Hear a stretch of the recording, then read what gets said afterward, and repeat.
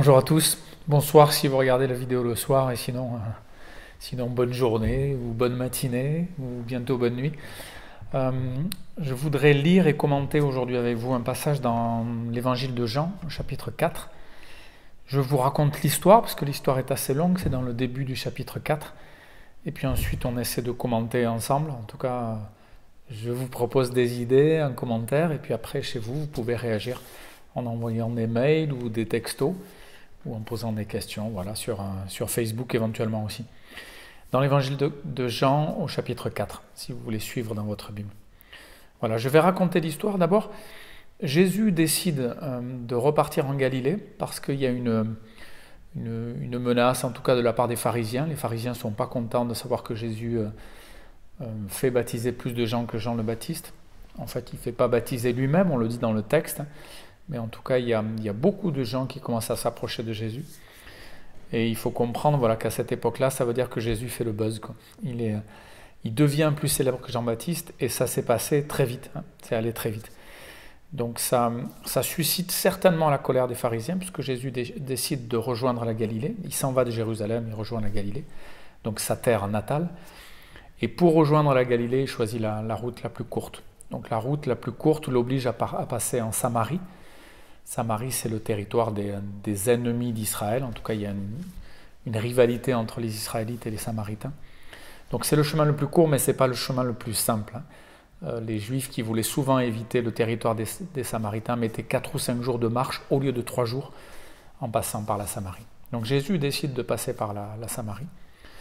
Et l'histoire qu'on découvre dans le chapitre 4 de l'évangile de Jean, c'est l'histoire de cette femme avec laquelle Jésus va parler au bord d'un puits.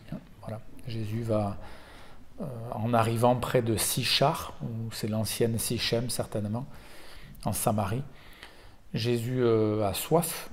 Jésus est seul parce qu'on comprend plus tard que les disciples sont allés chercher des vivres dans le village, certainement, ils sont allés chercher à manger. Et alors qu'on est à la 6e heure, donc la 6e heure dans la façon de compter des Juifs, du peuple d'Israël, c'était midi. Et à la 6e heure, Jésus est près d'un puits et il y a une femme qui va venir pour chercher de l'eau et Jésus va parler avec cette femme. Voilà, c'est toute l'histoire de cet entretien. Je vous ai parlé des circonstances, maintenant c'est vraiment l'entretien avec la femme samaritaine. Et déjà, il faut noter que cet entretien est un peu particulier parce qu'il se passe à l'heure la plus chaude de la journée, l'heure la plus ensoleillée. Donc c'est pas anormal d'être près d'un puits si on est à l'ombre là, à cette heure-ci. Mais souvent, ce n'est pas à cette heure-ci qu'on vient chercher de l'eau. Voilà. Donc les commentateurs, quand ils lisent ce texte et qu'ils voient ce détail, ils se disent, bon déjà, cette femme, elle avait un souci pour qu'elle vienne chercher de l'eau à l'heure la plus chaude de la journée, c'est qu'elle voulait voir personne. Donc elle peut être simplement associable, peut-être vous êtes comme ça, vous n'avez pas envie de voir les gens, et du coup vous choisissez les horaires où il y aura le moins de monde, au marché, au magasin, ou dans les endroits où vous irez. Et puis il y en a d'autres qui sont peut-être exactement l'inverse, qui cherchent le monde. Donc peut-être elle était simplement timide, associable. Mais quand on voit la suite de l'entretien et de l'histoire, on comprend qu'elle était sûrement méprisée et mise à l'index. Et du coup, elle vient à un moment où elle va rencontrer personne et on ne va pas l'embêter. On ne va pas lui poser des questions ou se moquer d'elle. Et on va comprendre dans la suite du récit qu'il y avait des raisons de se moquer d'elle, ou en tout cas de la considérer comme quelqu'un d'amoral ou de pas intéressant, ou qui ne respecte pas Dieu, ou qui n'est pas quelqu'un de bien, même si on ne parle pas de Dieu, pas quelqu'un de bien, quoi. Jésus va demander de l'eau à cette femme. Voilà. Femme, donne-moi à boire. Quand on lit cette première parole de Jésus, on a presque l'impression que Jésus n'est pas très poli, quoi. Et si les enfants lisent le texte, ils disent « Ah, mais Jésus, il n'a pas dit s'il te plaît ». Alors à l'époque, Jésus a respecté les règles de la politesse parce qu'un voyageur pouvait vraiment demander à quelqu'un de boire. C'était pas manquer de politesse que de demander de boire comme ça, femme, donne-moi à boire. Et on sait la valeur et la force de l'hospitalité dans ces pays-là et dans cette période-là. Et quand quelqu'un a soif, ben voilà, on va lui donner à boire. Surtout si nous, on a une cruche, et cette femme avait certainement de quoi aller chercher de l'eau.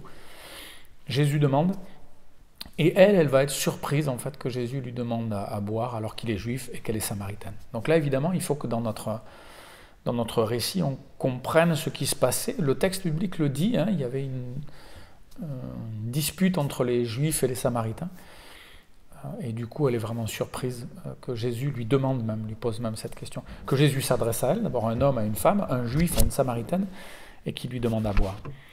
Et là, Jésus, on va lire le texte, lui dit, parce qu'elle dit, voilà, tu me demandes à boire à moi, une samaritaine. En effet, les juifs n'ont pas de contact avec les samaritains. Jésus lui répond, c'est une traduction français fondamentale, français très courant, tu ne connais pas le don de Dieu. Tu ne connais pas celui qui te dit « donne-moi à boire ». Sinon, c'est toi qui demanderais à boire et je te donnerai une eau pleine de vie.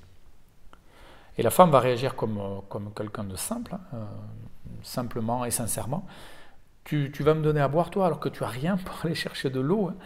Seigneur, tu n'as rien pour puiser de l'eau et le puits est profond, cette eau pleine de vie, où peux-tu la prendre?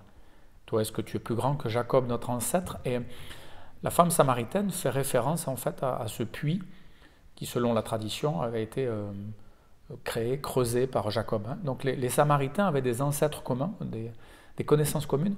Les Samaritains s'appuyaient sur les 5 premiers livres de l'Ancien Testament, et tout le reste, ils ne considéraient pas comme inspiré, pas comme intéressant, important. Mais dans les 5 premiers livres de l'Ancien Testament, il y a tout le livre de la Genèse, et on raconte l'histoire de Jacob. Et pour eux, Jacob était un personnage important, un patriarche. Et pour eux, c'est Jacob qui avait creusé ce puits, fondé ce puits de Sichar. Donc la Samaritaine lui dit, tu es plus grand alors que Jacob, notre père. Et lui-même a donné à boire, enfin nous a donné ce puits, a donné à ses fils et à ses bêtes à boire de l'eau de ce puits. Jésus lui répond, si quelqu'un boit de cette eau, il aura encore soif. Mais s'il boit l'eau que je lui donnerai, il n'aura plus jamais soif. Au contraire, l'eau que je lui donnerai deviendra en lui une source, et cette source donne la vie avec Dieu pour toujours. Si vous connaissez déjà cette histoire, vous dites « Ah bien sûr, Jésus, il parle de la vie éternelle, il parle de l'esprit. » Mais il faut bien essayer de se mettre dans la tête de cette femme qui ne connaît pas Jésus, qui connaît quand même, elle le montre, les 5 premiers livres de l'Ancien Testament, qui connaît Jacob, qui va montrer dans les questions qu'elle va poser qu'elle sait qu'il faut adorer Dieu et l'adorer alors plutôt sur le mont Gérazim, le temple des Samaritains, mais en fait elle cherche quand même à adorer Dieu. Elle va montrer qu'elle a des connaissances, mais elle ne connaît pas Jésus. Elle ne connaît pas la fin de l'histoire, alors que vous la connaissez peut-être. Et elle réagit assez naturellement. Comme quand tout à l'heure elle lui demandait, mais est-ce que tu as quelque chose pour puiser de l'eau? Est-ce que tu es plus grand que Jacob? Là elle va lui dire en fait, mais cette eau alors qui permet de ne plus avoir soif, alors donne-moi-en, comme ça j'aurai plus besoin de venir ici. C'est spontané, c'est sincère, et elle dit, bon, ben, si tu as une eau exceptionnelle à me donner, donne-moi-la s'il te plaît. Et cette sincérité, cette humilité de la femme, elle est touchante dans le texte. Et nous, on a souvent une lecture un peu, alors soit trop intellectuelle, soit habituelle, parce qu'on connaît le texte et on pense qu'on a déjà tout compris, qu'on a déjà tout saisi sur le texte. Et il faut qu'on revienne à une lecture simple et fraîche, comme diraient les jeunes, ou certains jeunes aujourd'hui, ou comme disaient les jeunes avant. Chaque fois qu'on dit ça, les jeunes disent non, on ne le dit plus. Mais une lecture fraîche, ça voudrait dire quelque chose qui nous aide à entrer dans, comme si on le lisait pour la première fois. Voilà, donc elle dit, s'il te plaît, donne-moi cette eau, alors je n'aurai plus soif et je n'aurai plus besoin de venir puiser de l'eau ici. Elle voit aussi certainement l'aspect pratique. Ok, s'il y a de l'eau qui permet qu'on n'ait plus soif, donne-la moi et j'aurai plus besoin de galérer pour venir chercher l'eau. Et là, il y a une question de Jésus qui est très étonnante, enfin une demande. Il dit, va appeler ton mari et reviens ici. On se demande un peu ce que cette phrase de Jésus vient faire là. Certains ont dit, Jésus ne veut pas continuer à parler trop longtemps avec une femme seule. Donc il l'invite à aller chercher son mari parce que la discussion commence à durer. C'est possible, mais c'est un peu étonnant. D'autres disent en fait qu'à ce moment-là, Jésus veut amener la femme à penser aux autres. C'est plus tellement une histoire entre lui et la femme, mais il veut déjà lui montrer que cette eau, elle n'est pas que pour elle. C'est intéressant. Et il y en a d'autres qui disent, c'est tout simplement une sorte de diversion pédagogique. Jésus va utiliser cette question-là ou cette demande-là, il sait très bien ce qui va se passer, pour pouvoir parler à la femme de choses plus profondes et pour pouvoir lui dire qui il est vraiment et ce qu'il apporte vraiment et quelle est cette eau vive dont il a parlé. La femme va répondre en fait, elle va dire la vérité mais une demi-vérité, ou alors elle va dire une vérité mais qui équivoque. Alors je ne sais pas si vous faites ça des fois, on dit la vérité mais pas toute la vérité. Elle va dire en fait j'ai pas de mari. Et ce qu'elle dit est vrai techniquement, hein, parce que Jésus va lui dire, oui, tu as raison de dire que tu n'as pas de mari, parce que celui avec qui tu vis n'est pas ton mari, mais tu as eu 5 maris avant. Donc là, je pense qu'il va la surprendre, à l'impressionner, parce qu'il lui dit, plus tard elle va dire dans le village quand elle va rentrer, il m'a dit tout ce que j'avais fait. Donc en fait, il lui montre qu'il la connaît très bien, et qu'il sait qu'elle a eu 5 maris, et que la personne, l'homme avec lequel elle vit maintenant n'est pas son mari. Donc il lui dit, tu as raison, tu n'as pas de mari. Hein. Techniquement, ce que tu as dit, c'est vrai, mais tu n'es pas seul. Hein. Tu as quelqu'un qui n'est pas ton mari et tu as eu 5 maris. Ce que Jésus dit à cette femme va la toucher profondément et cette femme va reconnaître que Jésus est prophète. Elle va dire, bon, si tu dis ça, c'est que tu es un prophète. Je reconnais, je sais que tu es un prophète. Et vous savez, il y a des gens qui ont reconnu que Jésus était un prophète. Je pense qu'aujourd'hui, d'ailleurs, il y a beaucoup de gens qui reconnaissent que Jésus est un prophète.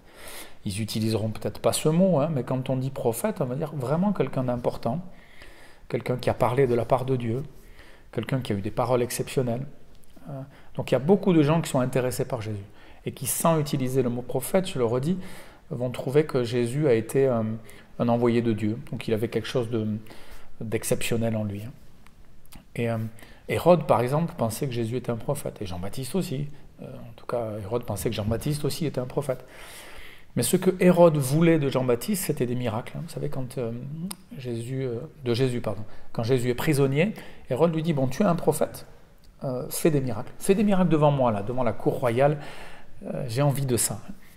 C'était frivole, en fait, c'était léger. Ce que Hérode voulait, c'était épater la galerie et qu'il y ait quelque chose de spectaculaire qui se passe. Ce que va demander en fait la femme samaritaine à Jésus, c'est touchant. Elle va lui demander, bon alors, où est-ce qu'il faut adorer Dieu? Puisque nous, les Samaritains, nous l'adorons sur le mont Gérazim, et vous, les Juifs, vous l'adorez à Jérusalem, c'est où le vrai endroit? Et certainement que ça veut dire qu'elle s'était souvent posé cette question-là, elle connaissait l'opposition entre les Juifs et les Samaritains, et elle profite de la présence d'un prophète pour lui dire, bon alors dis-moi, est-ce qu'on se trompe vraiment? Est-ce que je me trompe en allant sur ce mont-là, dans ce temple-là? Certainement que le temple était détruit, mais que les Samaritains continuent à se réunir.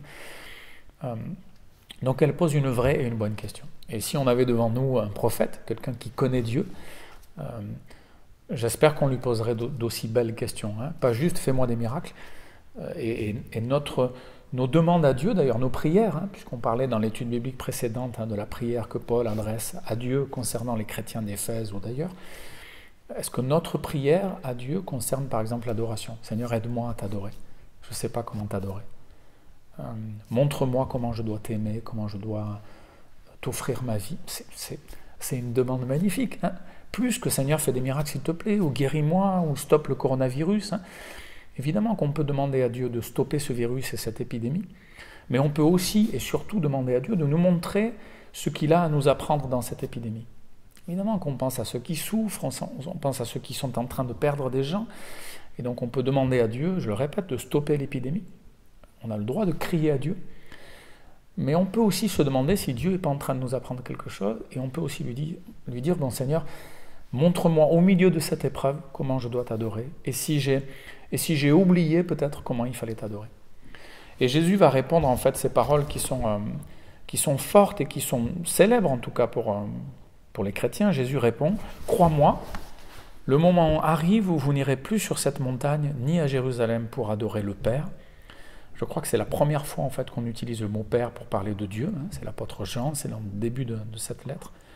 Vous les Samaritains, vous adorez ce que vous ne connaissez pas. Nous les Juifs, nous adorons ce que nous connaissons. En effet, le salut que Dieu donne vient des Juifs. Mais le moment arrive, et c'est maintenant, où Dieu donne son Esprit. Alors ceux qui adorent vraiment le Père vont l'adorer avec l'aide de l'Esprit Saint, comme le Fils l'a montré, en esprit et en vérité. C'est ce que disent d'autres traductions. D'abord, Jésus va dire, bon, vous adorez Dieu, mais sans le connaître.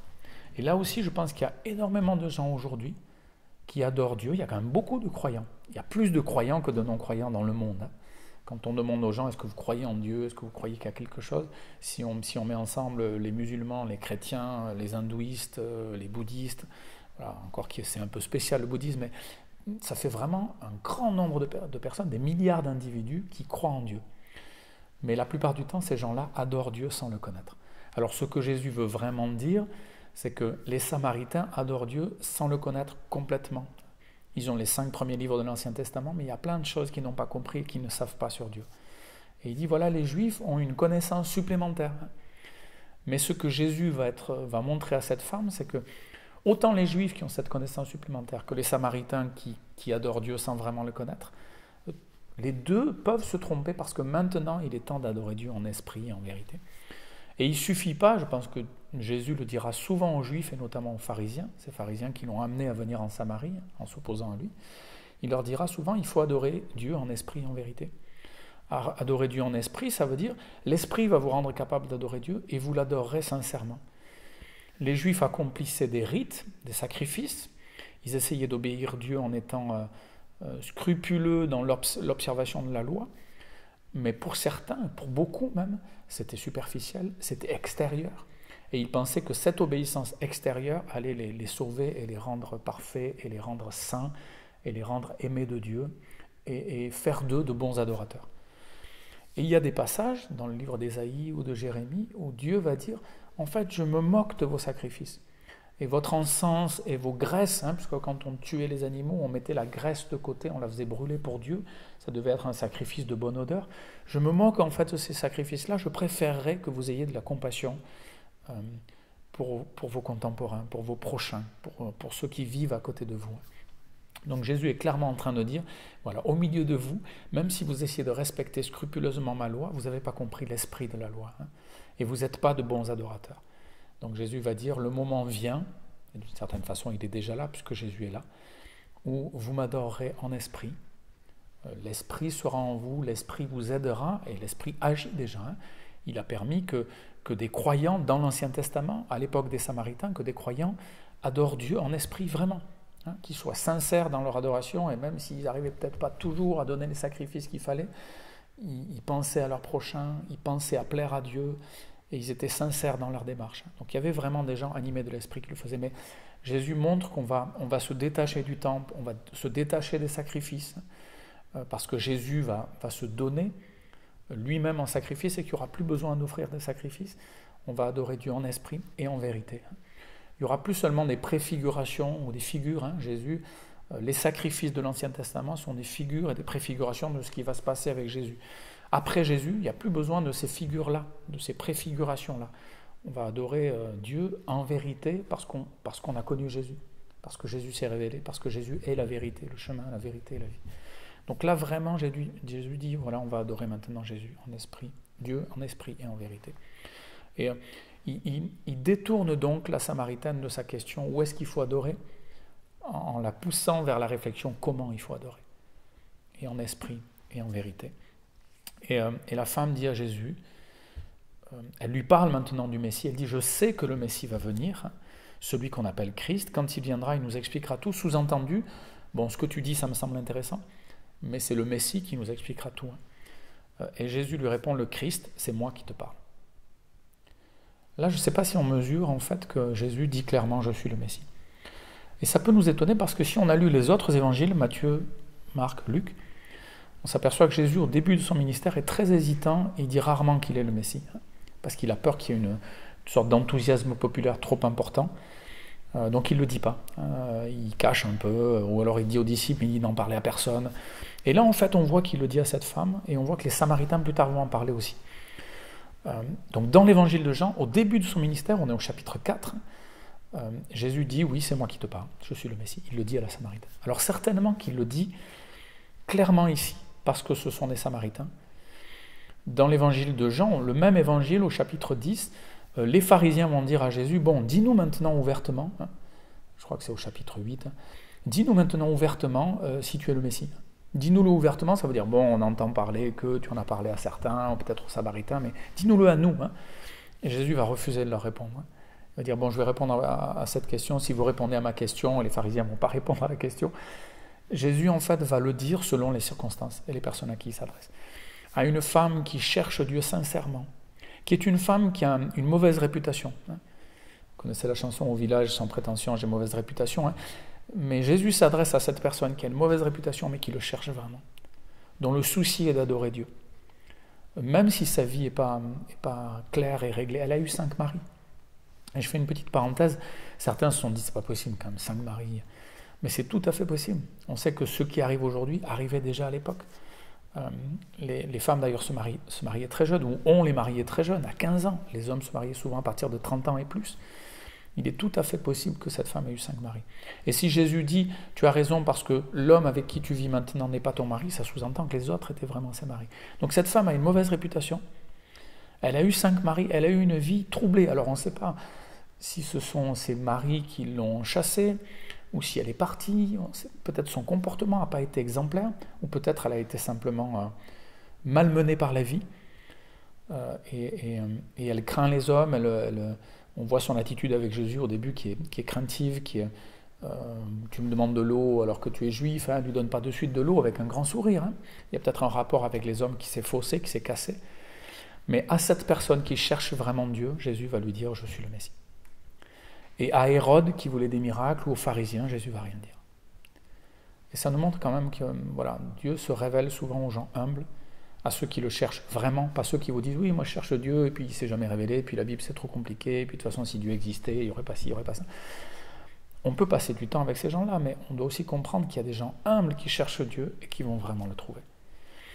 Et Jésus va dire à cette femme « Voilà, c'est moi qui suis le Messie. » Ensuite, il y a un petit intermède dans l'histoire, c'est les disciples qui reviennent, qui sont un peu étonnés que Jésus parle avec une femme. La femme s'en va. Et puis ils disent, voilà, on t'a amené à manger.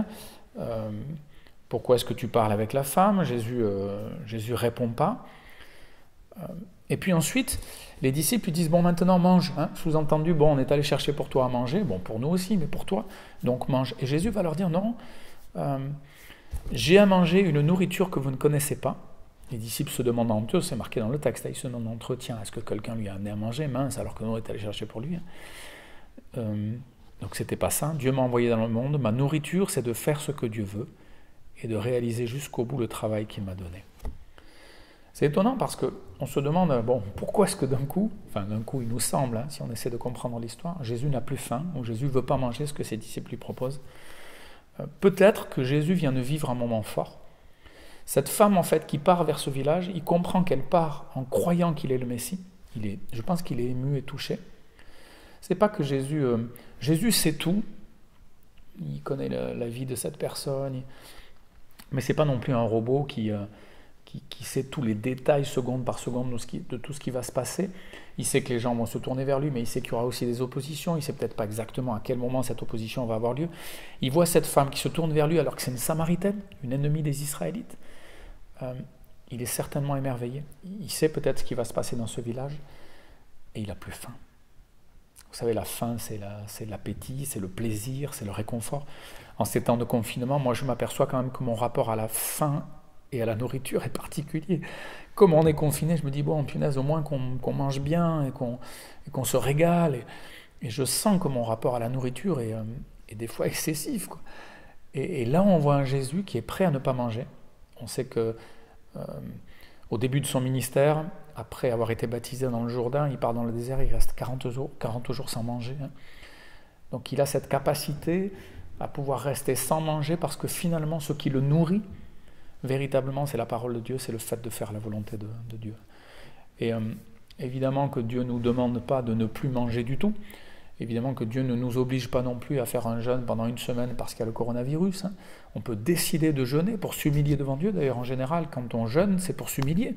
C'est pas pour demander absolument quelque chose à Dieu. C'est pour dire, Seigneur, dans cette situation, j'ai sûrement une responsabilité. Je veux m'humilier devant toi et je veux jeûner. On peut décider ça. Mais Jésus le décide comme si sa faim était coupée. Ça lui a peut-être fait tellement de bien de voir cette femme qui comprend qu'il est le Messie et qui va le dire aux autres, qu'il n'a plus faim. Il est rassasié. Il sent qu'il est dans le plan de son Père et il est reconnaissant. Et il dit, voilà, j'ai plus faim. Et il dit même à ses disciples, il leur parle de la moisson en disant, voilà, vous dites qu'il faut 4 mois pour la moisson. Moi, je vous dis que la moisson est là. Et je vous dis que vous allez récolter ce que vous n'avez pas semé. Autrement dit, les conversions, les changements dans la vie des gens vont arriver plus vite que ce que vous pensez parce que Dieu a travaillé avant vous. Et ça, pour nous, c'est extraordinaire aussi de se dire que voilà, des fois, on va parler à des gens et ils sont prêts. Peut-être que cette vidéo, vous allez la transmettre à quelqu'un et cette personne, elle est prête en fait. Et ce sera la première fois qu'elle va entendre parler de Jésus, et pourtant elle va dire, ah ben oui, c'est ça. Et nous, on se dira, il va falloir du temps, parce que pour que quelqu'un se tourne vers Dieu, il faut... Jésus dit à ses disciples, voilà, la moisson est prête. Et donc, il est en train de dire, voilà ce qui va se passer en Samarie, voilà ce qui va se passer dans les semaines et les mois qui viennent. Tout est prêt. Hein. Et alors que les disciples sont certainement un peu surpris par ces paroles, il ne veut pas manger, puis il leur parle de la moisson qui est déjà là, alors que c'est que dans 4 mois, hein, certainement que ça nous parle de la période où s'est passé le récit. Et puis, il y a beaucoup de Samaritains de la ville de Sichem, qui reviennent vers Jésus. Et là, ça a dû être un moment extraordinaire, et Jésus a accepté de rester 2 jours avec eux. Je ne sais pas si vous vous rappelez, il y a un territoire qui n'était pas juif, hein, et où Jésus a fait un miracle d'une certaine façon, il a guéri un démoniaque, et puis il y a des cochons qui sont morts parce qu'il a envoyé les démons qui étaient dans ce démoniaque. Et les gens ont dit, mais va-t'en d'ici. Ces cochons qui étaient notre gagne-pain sont morts, ça nous fait peur, ces porcs. Va-t'en d'ici. Ici, les Samaritains, parce qu'il y a une femme de mauvaise vie, de mauvaise réputation qui venait leur dire, j'ai rencontré quelqu'un qui m'a dit tout ce que j'avais fait, est-ce que ce ne serait pas le Messie? D'ailleurs, on se dit que la question de cette femme, c'est une question... je pense qu'elle a cru que Jésus était le Messie, elle le savait, et elle a dit à ces gens, est-ce que ce ne serait pas le Messie, hein, pour les amener à venir, pour les intéresser, peut-être pour ne pas les brusquer en leur disant, j'ai trouvé le Messie, hein, mais voilà, venez parce que je me demande si ce n'est pas le Messie. Hein. Peut-être qu'il y avait un léger doute dans son esprit, mais en tout cas, elle va quand même les chercher. Elle leur dit, venez parce qu'il m'a dit tout ce que j'avais fait.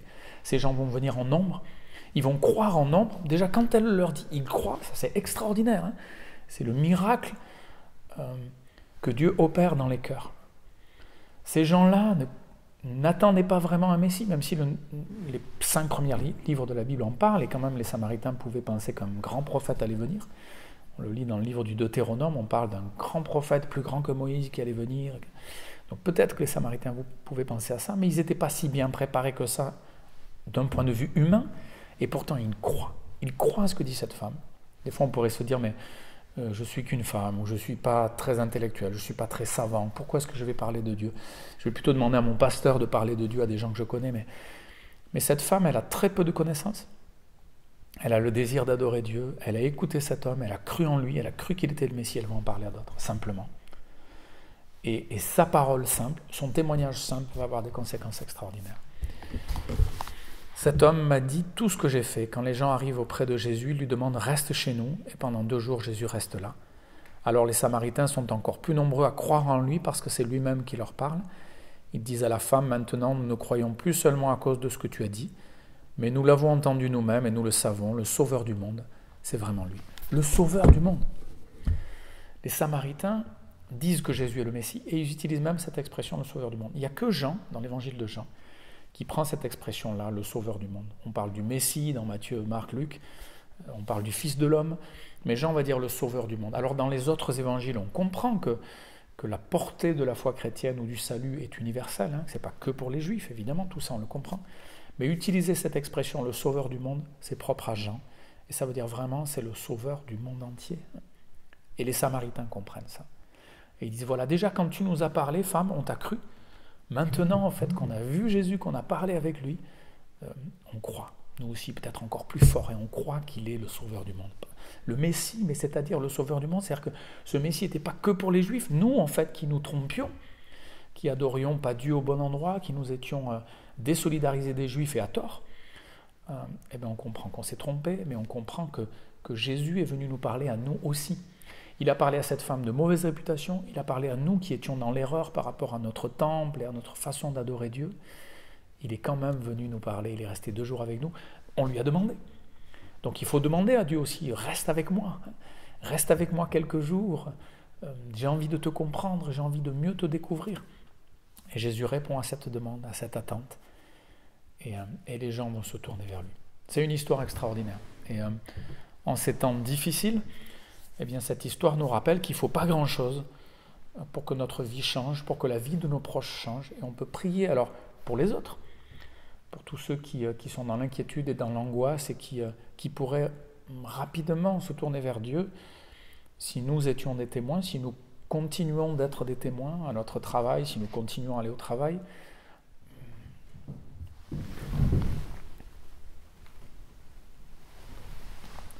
si nous continuons d'être des témoins dans notre lieu de travail, si nous continuons à travailler, ou bien de chez nous, en téléphonant aux gens, en discutant avec eux, en chattant, ou bien avec WhatsApp, etc., avec tous les moyens que Dieu nous a donnés, de façon simple, comme l'a fait cette femme samaritaine. Et comprendre en fait que Jésus est venu nous donner cette eau vive qui va couler en nous et qui va se répandre. C'est pas que pour nous, c'est pour que cette eau qui va nous désaltérer, qui va combler nos attentes et nos besoins et notre appétit, elle va nous permettre aussi de déborder et d'aimer les autres et d'aider les autres et de leur permettre de découvrir aussi Dieu. Ce moment où Jésus parle de cette eau vive à cette femme samaritaine, il est extraordinaire. Et nous, on doit comprendre que Dieu veut nous désaltérer, Dieu veut nous sauver, mais une autre façon de parler du salut, c'est d'être désaltéré. Quelqu'un qui a soif, qui boit, et avec cette eau-là, il n'a plus jamais soif. Il y a plein de choses qu'on peut vous proposer qui vont vous faire du bien pendant un temps, et puis vous ne serez quand même pas satisfait. Avec Jésus-Christ, Dieu qui se révèle, vous serez satisfait, nous sommes satisfaits. Ça ne veut pas dire qu'on n'a plus de difficultés, ça veut dire qu'on trouve la paix. Ça veut dire qu'on trouve la vérité, un vrai sens à notre vie. Et ça veut dire que tout change. On reçoit la vie éternelle, donc on a cette assurance aussi du salut qui nous calme et qui nous pousse vers les autres parce qu'on voudrait qu'il l'ait aussi.